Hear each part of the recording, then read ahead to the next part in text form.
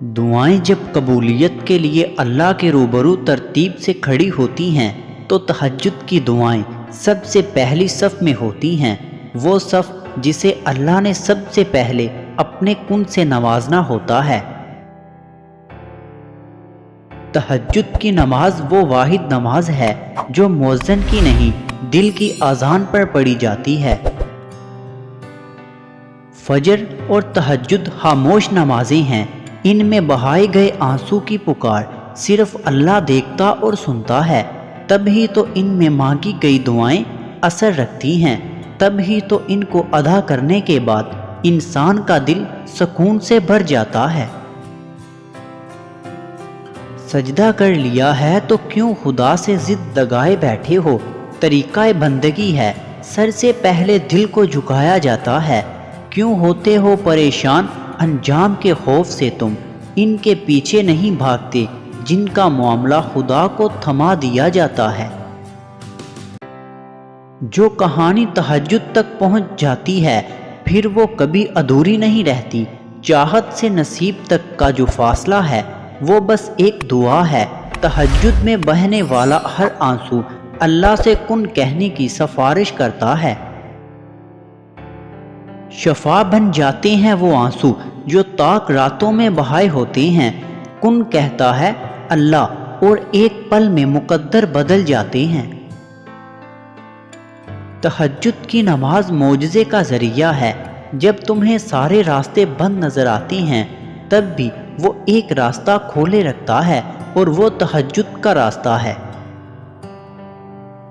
وقت تہجد تڑپ کر مانگی ہوئی دعائیں اللہ کے کن کے لیے تب تک کھڑی رہتی ہیں جب تک عطاؤں کا دروازہ کھل نہیں جاتا، کیونکہ جو خود بلاوا بھیجے وہ انتظار تو کروا سکتا ہے مگر خالی کبھی نہیں لوٹائے گا۔ تہجد کے وقت انسان اللہ کے بہت قریب ہوتا ہے، اتنا کہ اپنی ہر دعا پوری کروا سکتا ہے۔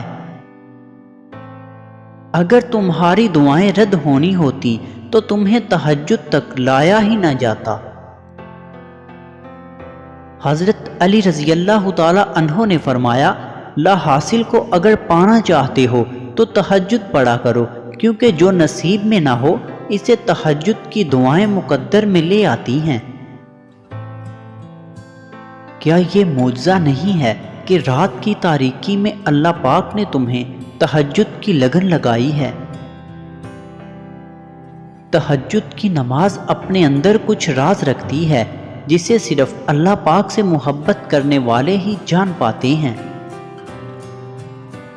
سجدے تو بعد میں آتے ہیں، تہجد کی نیت کر لینا ہی اللہ کو راضی کر دیتا ہے۔ آپ کی زندگی میں پڑھی گئی ایک تہجد کی نماز آپ کی پوری زندگی بدلنے کی طاقت رکھتی ہے۔ جس کہانی کی وجہ سے تم تہجد تک پہنچ جاؤ، اس کہانی کو اللہ پاک کیسے ادھوری چھوڑ سکتا ہے؟ تہجد بہت خوبصورت عبادت ہے جہاں کچھ ملے نہ ملے لیکن رب ضرور مل جاتا ہے۔ ایک سکون ہے، جب عادت ہو جائے بنا پڑھے سکون نہیں ملتا۔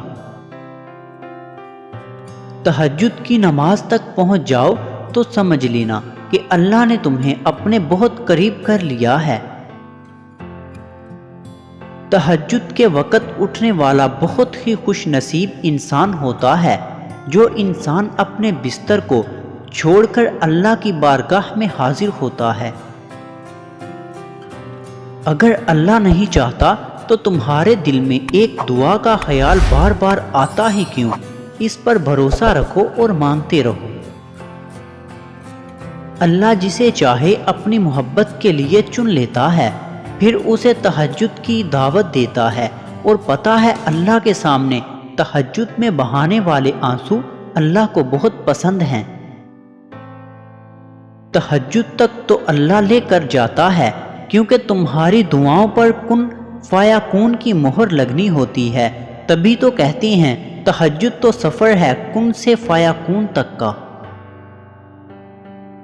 میں نے دیکھا ہے، محسوس کیا ہے، تہجد میں اگر آپ اپنے رب سے چاند مانگو تو وہ پورا آسمان دیتا ہے۔